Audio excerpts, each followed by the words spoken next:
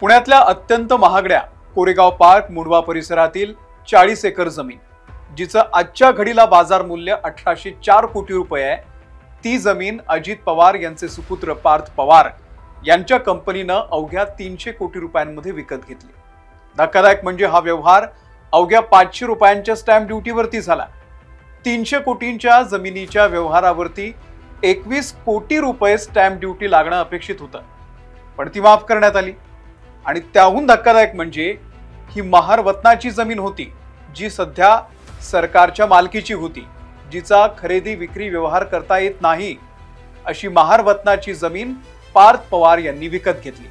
विशेष म्हणजे हा व्यवहार करणारी शीतल तेजवानी हिनं यासाठी 272 जणांकडून पॉवर ऑफ अटर्नी सुद्धा घेतली आणि अवघ्या 300 कोटींमध्ये हा व्यवहार केला।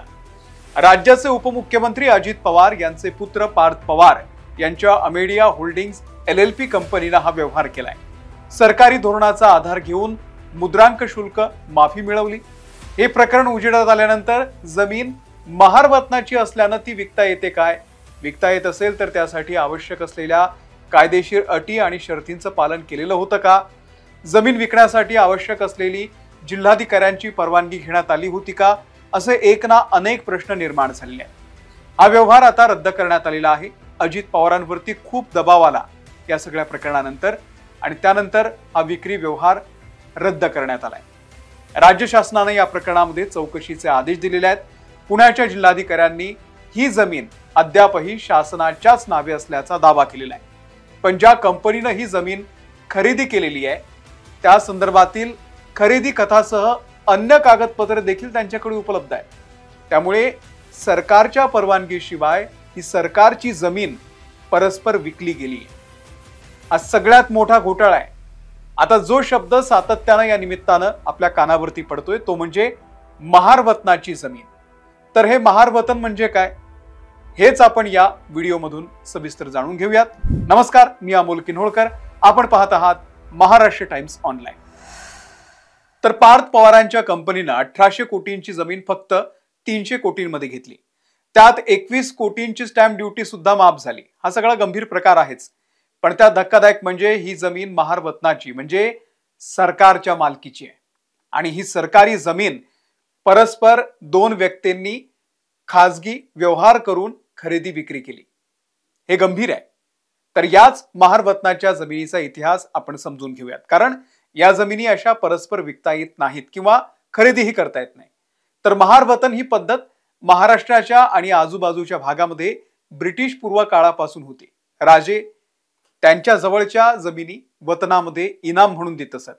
आता या बदल्यामध्ये इनाम ज्यांना मिळायचा ती व्यक्ती त्या राजाची किंवा सरकारची कामं करत, मग ते सिक्युरिटीचं काम असेल, एखाद्या ठिकाणावरून निरोप पोहोचवण्याचं काम असेल किंवा अन्य कोणतंही राज्याचं काम असेल, त्या व्यक्तीला करावं लागेल आणि त्या बदल्यात ही जमीन त्याला कसता येत होती, त्यातून उत्पन्न मिळवता येत होता।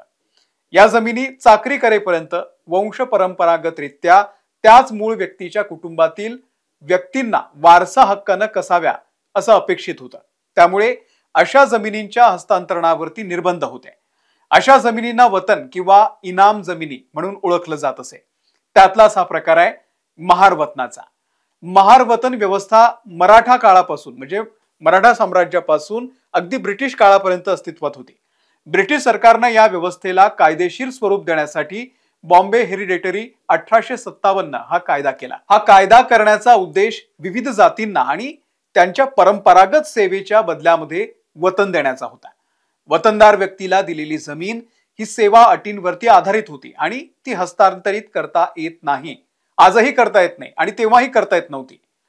पण 1947 साली भारत देश स्वतंत्र झाला आणि त्यानंतर जमीन धोरणामध्ये मोठे बदल झाले। विविध प्रकारची वतनं जी इनाम म्हणून दिली जात होती ती बंद करण्याचं सरकारनं ठरवलं।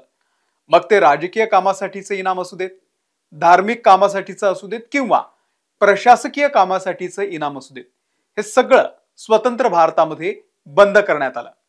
आता हे का बंद करण्यात आलं तर त्याची त्या काळी म्हणजे तत्कालीन अनेक सामाजिक कारणं होती। 1958 मध्ये महाराष्ट्र सरकारनं वतन निर्मूलन कायदा आणला आणि त्या अंतर्गत ही वतनं रद्द करण्यात आली। त्या अंतर्गत असलेल्या जमिनी देखील सरकारनं ताब्यात घेतल्या। म्हणजे एखाद्याकडे जर वतनामध्ये मिळालेली जमीन असेल तर ती सरकारनं ताब्यात घेतली आणि त्या कुटुंबांना त्याचा मोबदला सुद्धा दिला. 1963च्या दरम्यान या वतनांच्या जमिनी संदर्भामध्ये आणखी एक नियम करण्यात आला. त्याच्या अटी शर्ती निश्चित करण्यात आल्या आणि त्यानुसार या वतनाच्या जमिनी मूळ मालकांना पुन्हा देण्यात आल्या. मात्र त्यासाठी त्या जमिनींच्या मूल्यांकनाच्या 50% रक्कम ही त्यांच्याकडून नजराणा म्हणून भरून घेतली जात होती. राज्यातील अनेक ठिकाणी महार वतनाची जमीन आहे ती पुनर्मोबदला घेऊन मालकी हक्काने दिली गेलेली आहे. काही ठिकाणी अजूनही जमीन शासनाच्या नावे नोंदलेली आहे. वतन जमिनीवरती अजूनही व्यवहार करताना तुम्हाला महसूल विभागाकडून री-ग्रँट प्रमाणपत्र मागितलं जातं. या जमिनी कोणत्या कारणासाठी वापरण्यात येणार आहेत हे सुद्धा ठरवलं गेलं. सातबाऱ्यावरती मालकांची नावं नोंदली गेली, मात्र मालकी एक प्रकारे सरकारचीच राहिली. प्रशासकीय भाषेमध्ये यालाच भोगवटादार वर्ग 2 या प्रकरणातल्या जमिनी असं म्हटलं जातं.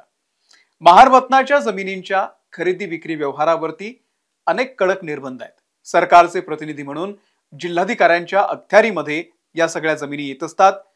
या जमिनीची कोणत्याही प्रकारची खरेदी विक्री करायची असेल तर त्यासाठी जिल्हाधिकाऱ्यांची परवानगी आवश्यक असते. अशा परवानगीच्या शिवाय कोणताही व्यवहार झाला असेल तर ही जमीन सरकार जमा करण्याचा अधिकार संबंधित जिल्हाधिकाऱ्यांना असतो. आजही महाराष्ट्राच्या अनेक भागांमध्ये अशा प्रकारे इनामांच्या या वतन म्हणून दिलेल्या जमिनी आहेत. पुण्याच्या ज्या जमिनीवरून सध्या वाद सुरू आहे तीही अशाच प्रकारे महार वतनाची जमीन आहे. तिचा जो व्यवहार झाला त्याची जिल्हाधिकारी किंवा सरकार यांना कोणत्याही प्रकारची माहिती नव्हती आणि पूर्व परवानगी घेतलेली नव्हती असंही बोललं जाते. शिवाय 1988 मध्ये ही संबंधित जमीन राज्य सरकारनं बॉटॅनिकल सर्वे ऑफ इंडिया या केंद्र सरकारच्या संस्थेला 50 वर्षांच्या भाडे करारानं दिलेली आहे. म्हणजे ही जमीन सरकारच्या मालकीची आहे.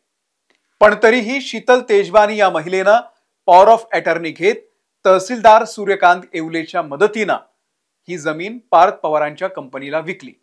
या व्यवहारामध्ये बाजारभाव आणि प्रत्यक्ष खरेदी किमतीमध्ये मोठी तफावत आहे. म्हणजे ही जमीन आजच्या घडीला 1804 कोटी रुपयांची आहे, ती फक्त 300 कोटीत विकली.